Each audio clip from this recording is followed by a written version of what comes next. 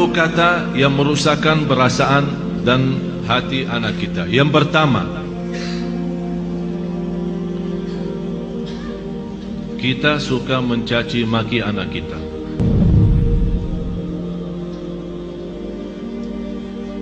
Ini sebuah bahaya, apalagi kalau kita lagi emosi. Dan saya selalu sampaikan kepada jemaah, kalau lagi emosi, jauh daripada anak. Jauh. Jangan jadikan anak korban. Saya tidak enak membawa ucapannya karena kita di dalam masjid, tapi ada banyak yang saya heran mengucapkan kata-kata yang saya malu sampaikan. Sama siapa? Sama anaknya sendiri. Kalau sama orang lain kita malu mengucapkan, apalagi sama anak kita.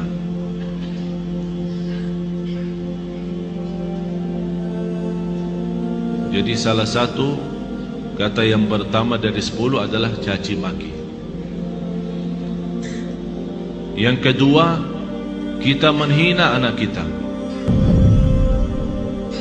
Bagaimana menghina anak kita? Ya di depan kawan-kawannya. Kalau dia bersama kawan-kawannya di dalam kelas atau di sekolah, kita datang jemput atau hantar, tapi kita suka menghina anak kita di hadapan mereka.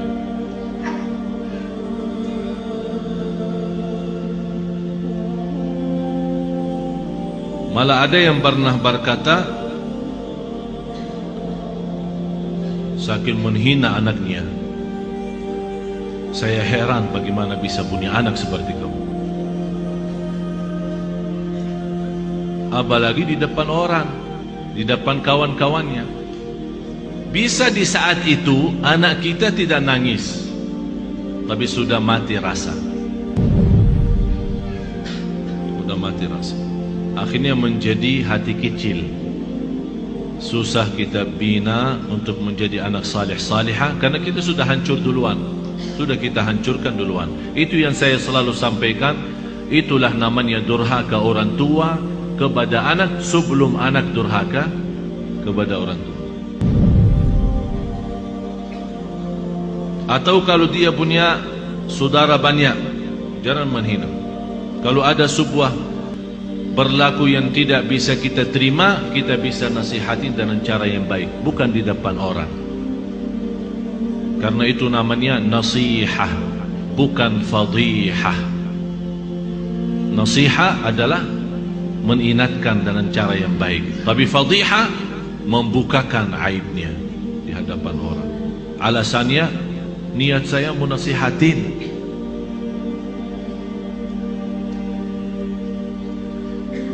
Yang ketiga, selalu kita suka membawa bandingannya dia sama orang lain. Ini lihat, abang kamu jauh lebih pintar. Ini lihat, anak itu luar biasa. Kamu tidak bisa seperti mereka. Itu tidak bahaya itu.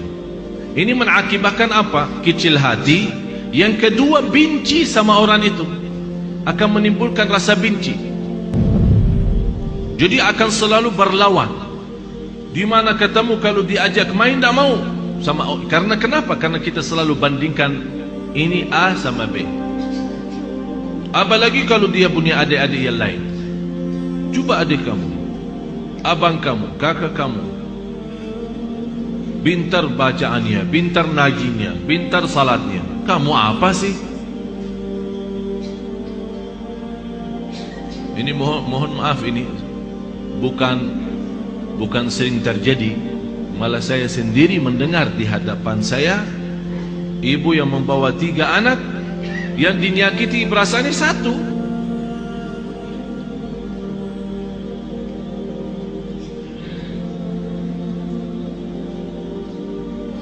Bahaya lidah itu. Bahaya. Jadi jangan kita membandingkan anak sama orang lain. Mohon maaf, kita yang dewasa aja, kalau ada orang membandingkan kita sama orang lain, kita tersinggung. Apalagi anak kita. Kita ada yang dewasa yang sudah faham, mengerti bisa mengerti maksudnya orang, bisa mengerti tujuannya orang, kita bisa tersinggung, apalagi anak kita. Yang keempat, cinta dengan syarat. Aku cinta kamu, tapi syaratnya begini. Jadi seolah-olah kita tunjukkan kepada anak kita, kalau ibu tidak sayang begini aja, ikhlas tidak sayang, tidak cinta ikhlas. Tapi cinta kalau kamu salat. Aku cinta kalau kamu ngaji. Aku cinta kalau kamu diam. Aku cinta kalau kamu tidak nonton TV. Berarti itu namanya cinta dengan syarat-syaratnya. Kalau mau cinta ya cinta, tidak usah pakai syarat. Tidak usah pakai syarat-syaratan. Ini anak kita. Mau cinta ya cinta. Cinta yang normal, kasih sayang, yang wajar dan yang wajib bagi kita sebagai orang tua, memberikan kasih sayang dan rasa cinta kepada anak kita. Kalau kita yang tidak menunjukkan rasa cinta kepada anak kita, dia akan lama-lama melarikan diri kepada orang lain. Memang mohon maaf Bapak Ibu, bisa anak kita karena dia kecil tidak mengerti menyampaikan perasaannya, tapi dia mampu menyampaikan perasaannya dari hal berlakunya. Begitu dia melihat seorang yang memberikan perhatian dan kasih sayang, biarpun orang itu bukan keluarganya, orang jauh, begitu dia ketemu orangnya, dia malah lari, belum orang itu. Sepertinya kehilangan rasa sayang di rumahnya. Dan banyak saya perhatiin anak-anak yang datang kepada saya begitu melihat anaknya sambil peluk dan cium saya bilang dalam hati saya, kasihan, kehilangan rasa cinta dan sayang dalam rumahnya. Yang kelima, kita menyampaikan kepada anak kita info-info atau informasi yang salah. Maksudnya apa informasi yang salah? Laki-laki tidak boleh nangis. Siapa yang bilang?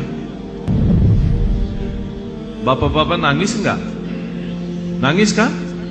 Berarti salah kita berkata sama anak kita, kalau laki-laki tidak boleh nangis. Siapa yang bilang? Biarin dia nangis. Kalau dia nangis, ayo nangis lagi sayang.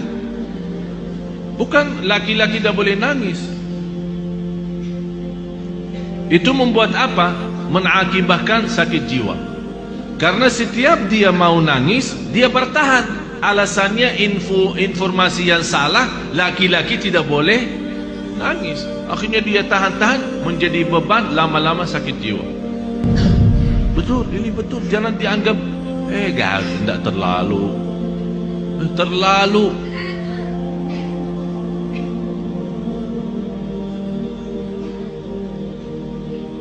Yang keenam, ini yang lebih bahaya.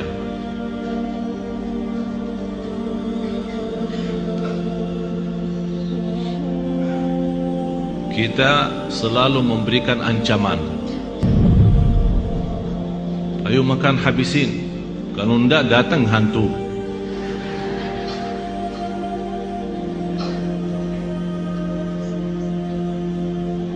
Mau tidur enggak? Kalau kamu tidak tidur, nanti datang hantu, temenin. Ini selalu kita, niat kita apa? Niat kita supaya dia cepat tidur, tapi mengakibatkan dalam perasaannya banyak hal yang tidak bagus. Padahal anak kita dari sisi psikologi jiwa dan akal, dari usia 2 tahun sampai 6 tahun dia mampu menguasai 7 bahasa. Ini bukan sembarangan. Ini ada orang keahlian psikologi akal dan jiwa membuktikan anak dari usia 2 tahun sampai 7 tahun, kalau diberikan perhatian sepenuhnya, dia mampu dari sisi psikologi akal dan jiwa mampu menguasai 7 bahasa. Bahasa kita, bahasa daerah, bahasa Arab, bahasa Inggris, terserah. 7 bahasa.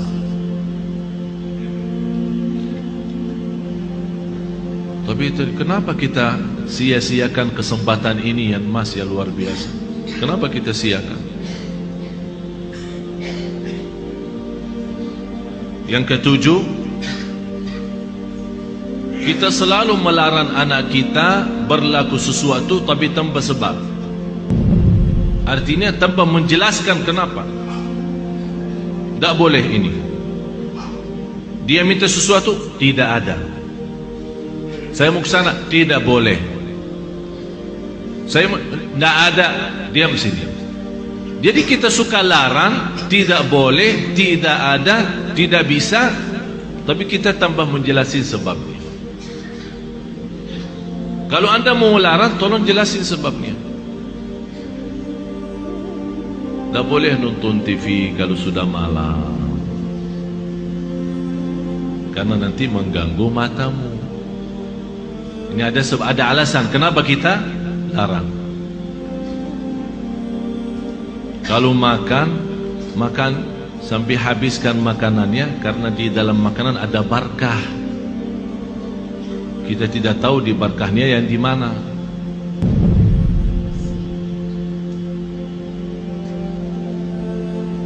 Jangan nonton TV. Ayo sana. Tidur.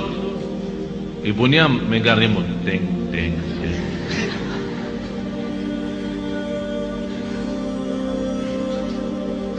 Anak kita bisa pendiam ya. Mungkin ada di antara anak ibu-ibu yang suka lawan. Tapi ada yang diam sudah masuk ke kamarnya. Tapi Allah Maha tahu perasaannya apa di saat itu. Dilarang nonton TV, malah ibunya enak-enak nonton TV.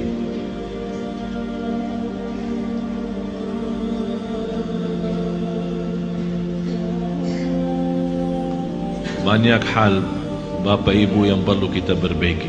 Banyak.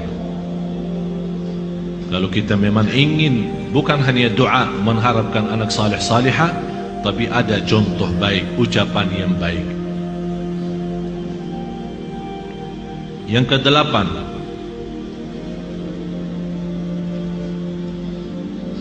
menghancurkan perasaan atau menghancurkan kepercayaan anak terhadap dirinya. Kamu bodoh selama-lamanya, tak bakal jadi pintar. Astaghfirullahaladzim.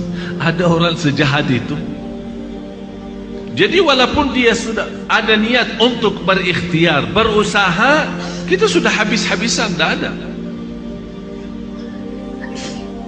Memang kamu diciptakan oleh Allah bodoh seperti ini. Saya nyesal punya anak seperti kamu. Saya benci hari kelahiran kamu. Bapak Ibu, saya mengucapkan ini bukan dari saya. Saya punya telinga mendengar apa yang kata orang. Masa saya benci hari kelahiranku, hari kelahiran kamu? Jadi seolah-olah mengikatkan hari kelahiran anak kita hari misal Sabtu. Jadi saya benci Sabtu gara-gara kamu. Ya Allah, ini sudah betul-betul menghancurkan total anak kita. Yang kesembilan, kita berdoa terhadap anak kita doa yang buruk. Saking kesal perasaan kita sama anak kita, dan dia keluar dari rumah tanpa minta izin dan ridha kita, langsung itu mudah-mudahan kamu celaka. Rasulullah sallallahu alaihi wasallam melarang orang tua mendoakan anaknya buruk. Kalau terjadi diijabah doanya akan nyesal, kata Rasulullah. Biarpun ibunya, biarpun bapaknya betul-betul sakit hati sama anak, begitu dia mendoakan celaka, terjadi kecelakaan itu, pasti dia nyesal dan sedih, bisa nangis, dan bisa tidak memaafkan dirinya terhadap apa yang telah dia ucapkan. Kalau anda tidak mampu saking sakit hati sama anak kita, tidak bisa mendoakan baik, kembali lagi lebih baik diam. Kalau tidak bisa berdoa baik, lebih baik diam. Tapi bahaya, jangan mendoakan anak ini celaka.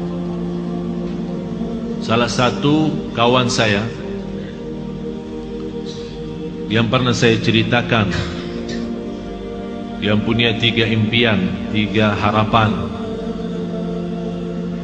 ingin kembali sihat karena dia sekarang sakit lumpuh dari umur usia 18 sampai sekarang hampir 40-an. Dari umur 18 tahun, sekarang 40-an, sampai sekarang dia dalam kondisi lumpuh total, tidak bisa bergerak sama sekali, masih bisa berbicara saja. Di antara harapan beliau sebagaimana saya pernah jelaskan, ingin kembali sihat walafiat supaya bisa megang Al-Quran, ingin kembali sihat walafiat supaya bisa nikmati sujud, ingin kembali sihat walafiat supaya bisa memeluk orang tua dan mencium orang tua. Akibat sakitnya dia sampai dari sekian tahun, dari sejak 18 tahun umurnya sampai sekarang 40, sebabnya dia terjadi begini adalah doa orang tuanya. Karena dia pernah pulang tidak ke sekolah, orang tuanya tanya, kamu sudah sekolah hari ini enggak? Setahu saya sudah antar ke sekolah, tapi saya dapat informasi kamu tidak masuk, malah kamu larikan diri sama kawan-kawan kemana. Kata anaknya, bohong yang bawa fitnah itu. Saya sudah ke sekolah. Ya, namanya anak-anak mau larikan diri dari tanggung jawab orang tuanya, dia bohong. Lebih baik berbohong katanya. Apa kata ayahnya? Kalau kamu bohong, mudah-mudahan celaka hari ini. Pergi sama kawan-kawan, ini cerita sendiri dia menceritakan. Pergi sama kawan-kawannya kepada satu tempat hiburan yang ada kolam renang. Kemudian dia naik sebuah tempat tembok yang agak lumayan tinggi. Kemudian mau loncat ke dalam kolam itu. Begitu dia loncat, kepalanya kena. Padahal lantai bawah terlalu dalam, tapi kok bisa kena. Kepalanya terputus salah satu saraf di bagian lehernya, mengakibatkan lumpuh total, tidak bisa bergerak sama sekali. Orang tuanya menyesal karena telah mendoakan seperti itu. Tapi kata anaknya, bagi saya nikmat besar doa kecelakaan ayah saya. Kenapa? Karena dengan doa dalam kondisi ini baru saya bisa kenal Allah lebih dalam, dan alhamdulillah beliau sudah menghafal Al-Quran 30 juz. Dalam kondisi itu tidak pernah berhenti salat malam. Dan Masya Allah setiap di sana sini dari masjid ke masjid memberikan ceramah. Dalam dia dibawakan dalam kursi roda yang tidak bisa duduk, dia dibuatkan kursi roda khusus. Miliknya kayak mirip tempat tidur, karena dia tidak bisa duduk, tapi masih bisa berceramah. Saya kemarin berusaha untuk mengundang beliau datang kemari, tapi masih kita harap mudah-mudahan bisa. Dan kemarin beliau mengundang saya acara pernikahannya. Subhanallah, ibu saya menceritakan istrinya cantik luar biasa. Sampai orang bertanya sama istrinya, apa yang kamu harapkan sama seorang seperti ini keadaannya?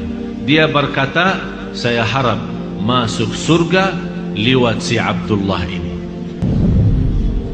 Jadi saya tidak harap apa-apa, tapi saya harap bantu dia seikhlas-ikhlasnya. Saya yang akan bersihkan, saya yang akan rapikan, saya akan pakai bajunya sama semua, karena saya harap lewat dia masuk.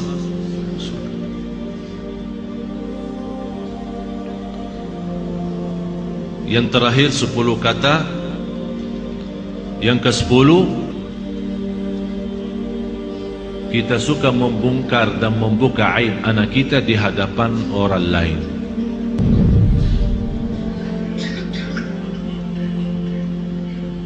Ini anakku dah ada malunya, kalau tidur suka kencing di atas tempat tidurnya, suka buang air di tempat tidur. Capek aku setiap hari bersihin tempat tidurnya karena bekas kencingnya.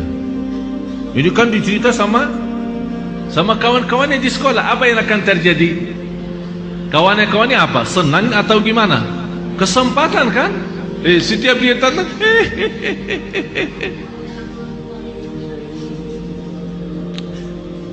Astaghfirullahaladzim. Kita istighfar.